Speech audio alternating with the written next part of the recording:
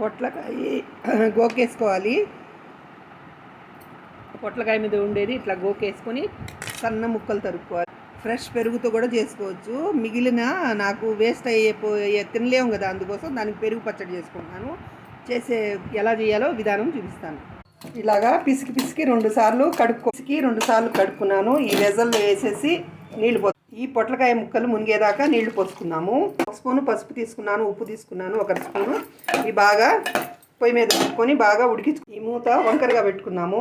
తిరగమాతకి ready చేసుకుందాం. మెంతులు, ఆవాలు, జీలకర్ర, కొత్తిమీర వేస్తానికి, పచ్చిమిరపకాయలు, కరివేపాకు, పెరుగులో ఉప్పేసి రెడీ చేసి పెట్టుకో. ఈ బీటర్తో ముక్క మెదిగింది చూడండి. దీన్ని నీళ్లు ఫిల్టర్ చేసేసుకుందాం. నూనె పోసుకోవాలి. ఆవాలు, మెంతులు వేసుకోవాలి, జీలకర్ర వేసుకోవాలి, కొంచెం ఇంగు వేసుకోవాలి. స్టవ్ ఆఫ్ చేసి పుల్ల పెరుగు వేసుకోవాలి. పుల్ల పెరుగు మిరిగినప్పుడే